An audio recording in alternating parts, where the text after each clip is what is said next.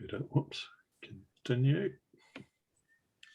So, hello everybody, welcome back. I'm Wattie Watson, the National Secretary of the New Zealand Professional Firefighters Union, and with me today is the National Vice President, Joe Stanley. We also have with us Jaron, our webmaster, who is absolutely vital to these conversations going well and being able to be posted up on social media. And our guest today is the FireSuper Board Chairman, Denis Fitzmaurice. G'day, Denis. G'day, Wattie, Joe, and hi in the background here, Jaron. Thanks for your time today, Denis. So just for those people that don't know us, we're the union that represents career firefighters throughout New Zealand. We also represent the workers in the comm centres, the volunteer support officers, those that work in community risk reduction. We've got professional trainers, we've got health and safety advisors, welfare officers, and even some middle management. And as we all know, the firefighters in particular and some of our community risk reduction people have been captured, or their work's been captured by the mandatory health order. And that means that unless the affected members are vaccinated by on or before the 29th of November, they won't be able to continue in their roles. So what we thought we would do today is give them an opportunity to hear some advice and some information for those that are members of FireSuper, the superannuation scheme for our membership. So Denis, how would someone know that they're a member of FireSuper? They'd know if they looked at their pay slip. So go online and look at your pay slip, and under superannuation withdrawals, it should have New Zealand FireSuper contributions there, not just from yourself, but it'll have the employer amount as well. Failing that, they would have received an annual statement, usually in June, July. Every year they will get a statement emailed to them with their annual report. So if they've received one of those, they're definitely a member. So we've got members that won't be vaccinated as of the 29th of November, and FENZ is saying that at that point they'll be on unpaid special leave for a period of 3 months at least. Now, for a lot of people we know can't sustain their lifestyle or their mortgage or food on the table without any income. So they'll be looking at what their options are at the point and whether or not they have to resign or not to access those options. So could you give us a little bit of an outline of, if they're a FireSuper member, whether they have to resign or not, and if they do, what sort of options they might have if they've got benefits in the FireSuper? Okay, probably three things. First of all, if they've been in FireSuper long enough to, and when I say long enough, probably 15 years plus, then they will find that they may very well be eligible for an early access benefit, which is something that you can withdraw some of your super funds.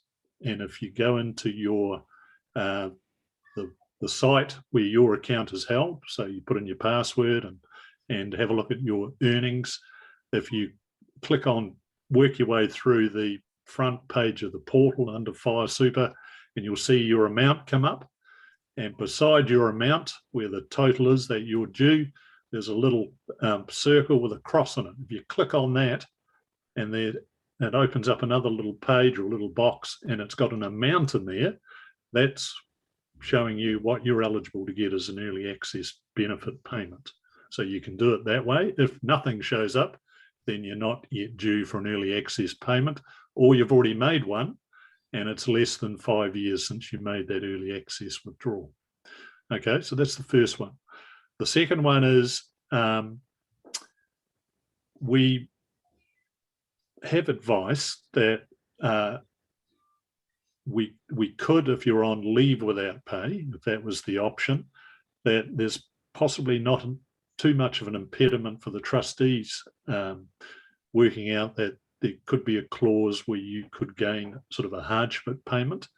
We've actually got a meeting on Thursday, a board meeting where we can talk about that, but whatever we sign off there needs FENZ approval. So you're relying on FENZ approval for that hardship clause.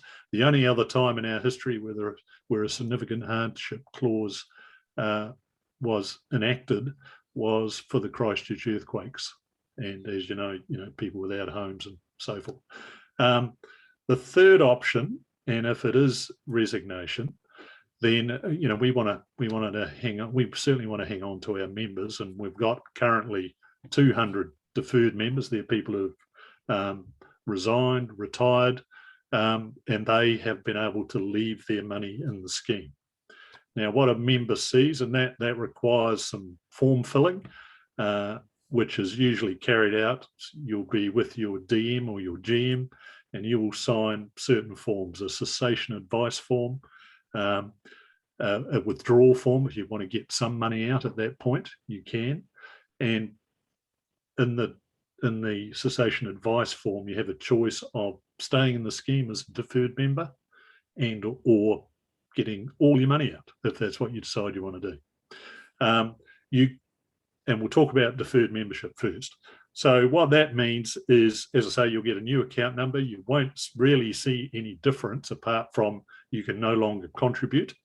And of course, the fins don't put any more money in either. But that money sits there, and whatever investment options you've made about what fund you're in, that just carries on, or you can go online and change your investment options if you so wish.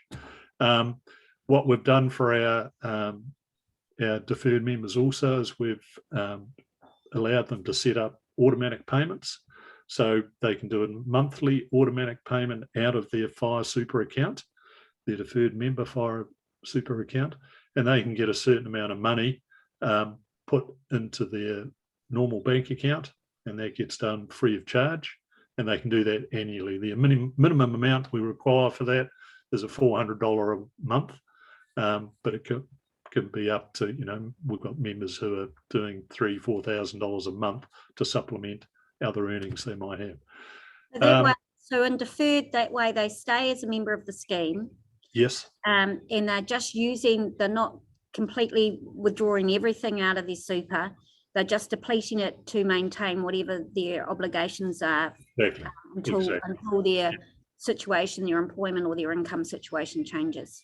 Exactly. And if at any time during that stage they decide that they need a lump sum or they need to get all their money out, then they simply fill in a withdrawal form, send it through to Mercer's, and that gets done. So that's not an issue. They've always got full access to their money. The automatic payment sort of happens overnight if you set something like that up. But if you wanted to get some money out or all your money out, that happens once they get the form within 5 working business days. So it's quite a quick turnaround. Liquidity in the scheme is pretty good. So that would really assist people that are under huge economic pressure. But would you be encouraging people to really seriously consider the deferred option, where they only take what they need at this point, particularly if they've got 20 plus years still of working life eventually when they get reemployed or come back into FENS? Absolutely. And if they were, yes, I would. Wattie, I mean, we certainly see more and more of our members that, as I say, are resigning or retiring, leaving their funds in. We've over 10% of the membership are deferred members. And if you can at all leave your money in there, it's better than currently over the last few years, as everyone's seen. It's far better than putting it in the bank. There's always some risk, but then you have a choice of funds that you go into. If you want to preserve that capital, you might decide that in the meantime, while I'm on this time without employment, if that's what it comes to, you might decide you want to be a little more conservative with your fund choice, so that you're retaining your balance, if you like. But there is the option, maybe, and I think you just alluded to in your question, that maybe further down the line in months that there could be an option for our members to be reemployed in FENS. Let's hope that comes to pass. But and our legal advice is, if that was the case, then those monies could be transferred back into a normal Fire Super account for the member, and they would just carry on as if nothing had happened, basically. But if they never returned to FENS, if they got employed somewhere else, they can't again contribute to Fire Super? No, but what they could do if they wanted it at any point, even when they first resign, they can transfer that monies to another approved scheme, whether that be KiwiSaver or another managed fund. So if as time goes on, as they're a deferred member and time goes on, they realise that perhaps re-employment isn't an option, then they could, if they so wish, they can leave that money there, and we'd be great if they did, but they could then transfer that money, so long as the superannuation entity they want to send the money to, so long as they accept the money. So there's usually a bit of to and fro between their trustees and us as trustees. So long as they agree to accept the money, we can transfer it all over to the fund of their choice. You talked right at the start, you talked about people that would be eligible to access their money upon resignation. And I think you used a 15-year benchmark. Yeah, well, to qualify for an early access benefit, the early access benefit came in about, I forget now, there's a video on FireSuper with me looking a lot younger, so it must have been a while ago. But if you've been in the service 15 years, you've usually achieved a certain accumulation in your FireSuper account, and it's sort of on a mathematical formula that then starts to allow you to start to access some of your funds, not the employer's funds, but just your accumulation. And it's all designed so that, I won't get too complicated here, but they don't want you drawing out too much where the boss has to top up if for some reason you were injured and you had to leave the job. So it's around that, but usually takes about 15 years of accumulation before you qualify for an amount. So if someone who might be listening to this eventually or watching it, if they go onto their account, as I said before, if they've been in the job for a while and they haven't made an early access benefit before, they will find they will be eligible to access that. And there's an early access benefit withdrawal form on the member forms on FireSuper that they can fill in. So what if I resign and I have only been contributing to FireSuper for 10 years? Probably after 10 years, probably wouldn't have enough in there to qualify for an early access benefit. So does that mean it sits there until I'm at retirement age? No. If you leave, if you resign from FireSuper, you can take all your money out straight away. That's yours and the employers and all the investment earnings. So whatever if you went into the FireSuper site and look at your account balance, that's the amount you can draw out. So if you become a deferred member, you could, let's just use a figure. Let's say you had $150,000 in there, and you were elected to become a deferred member, but you needed $30,000 for short-term spending. You could become a deferred member and fill in a deferred member withdrawal form and draw out $30,000 lump sum. Or you could decide you don't want to become a deferred member and I'm going to draw the lot out, and that's fine too. And so those particularly that have been in the scheme less than 15 or only a few years, that's drawing the lot out would be their only option if they wanted to access any of it. No. If they become a deferred member, they can withdraw any amount. They don't have to draw the lot out. If they wanted it all, they would have to resign and they would withdraw it all. But if they become a deferred member, and again, we use that figure, $150,000, they could decide, I want to get 50,000 of that out because I need it straight away. And the other 100,000 I'll leave in there for however long I want to leave it in there for. But I might decide that I want to get $2,000 a month as an automatic payment going to my bank account, and you can set that up. We might have some members or people that are employed by FENS watching this that aren't a member of FireSuper. How did Well, that happen? Well, there'll be a lot of members of FINS today that aren't members of FireSuper, but most firefighters and anybody wearing a uniform basically are members of FireSuper. In fact, we would probably have about a 97% strike rate on getting all firefighters to join FireSuper. Probably about the same as the union. So it's probably higher. Yeah. It's virtually, when we go through recruit courses, it's virtually 100% strike rate. Yeah, so just for those watching, Joe Stanley, who's beside me, and Denis go and visit generally on the same day. The new recruits, the career recruits that are both for firefighters and comm centres, actually, sometimes are there, and go and talk to them about joining the union, and also talk to them about FireSuper. So it's one of the industries, few industries left in New Zealand that we have a industry dedicated super scheme. It's by the members for the members, and of course the employer contributes. And yeah, like we do, and we're very, very fortunate to be able to go to NTC and meet all the recruits and sign them up. But the beauty of it is, and I think Joe probably finds this as well, is that we don't have to sell it. Already before we get there, the trainers who have been around a while and are in FireSuper and been in the union, they sell both bodies pretty well before we even get there. And it's just a matter of signing them up, really. A huge benefit, and I know particularly for the new firefighters, it's there's not a lot of money to spare on the income that they get, but it's worth their while right from the start to being involved. Joe, have you got any questions that might be useful for people who are considering their economic situation if they remain unvaccinated in particular and have to go on either resign or go on unpaid leave?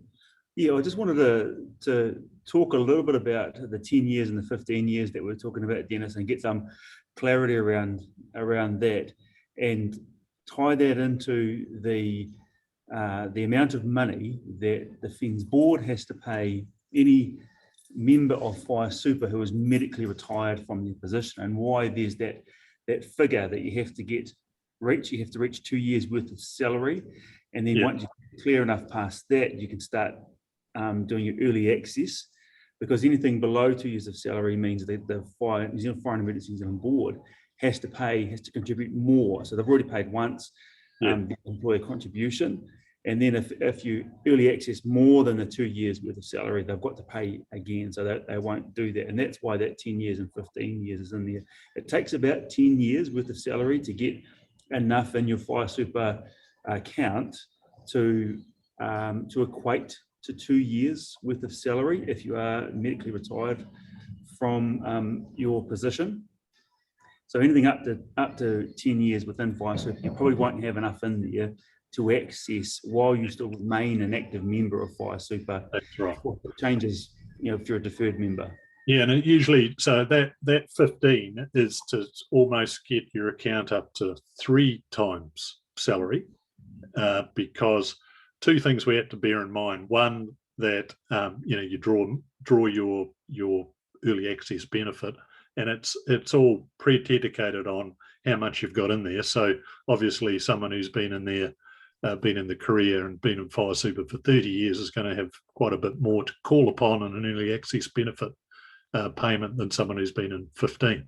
But yeah, we're going to that 3 year limit was put in so that people, even if there was a real downturn in the markets, just the time someone was getting their early access benefit, it didn't drop their account below that 2 years wages, where FINS would be liable to make up the difference if they subsequently got injured and had to leave the job. So that was more of a insurance policy for what was then the fire service, now FINS. But yeah, as I say, if they're due a early access benefit, just get on your account, and under the amount, the total amount, and it flicks up like a slot machine. There's a little circle with a cross in it. Click on that, and if there's an amount there, that's what you're eligible for as an early access benefit. And you can access your early access benefit while you retain employment with Fire and Emergency. Yes, you can. So that's right.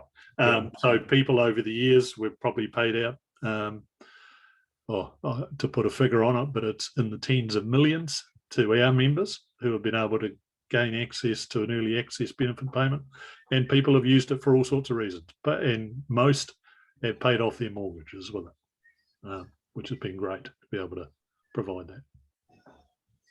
Well, thank you very, very much, Denis. That's And okay. I think we need to recognise the foresight of those that came before us that set up the scheme, and will be vital for some people making some very tough decisions at the moment, but is vital when anyone resigns or retires.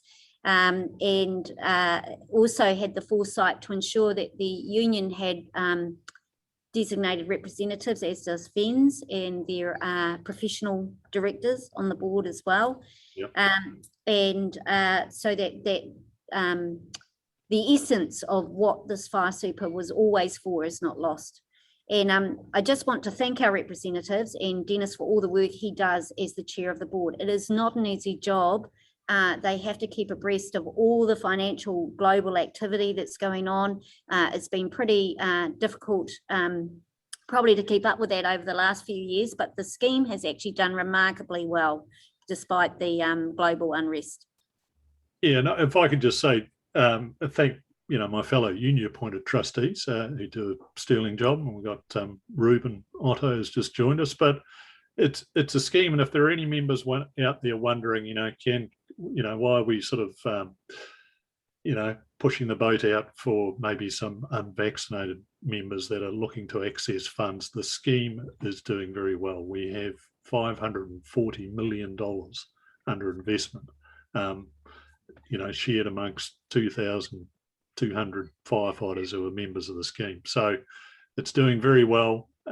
It's very, what we say in the business, liquid. So it's easy to get hold of our funds. They're not tied up in assets that we can't sell down. So there's plenty of money. So if we can help out, we most certainly will. Thanks. Thank you very much, Denis. Appreciate your time. That's Thanks, okay. Karen. Thank you. Cheers.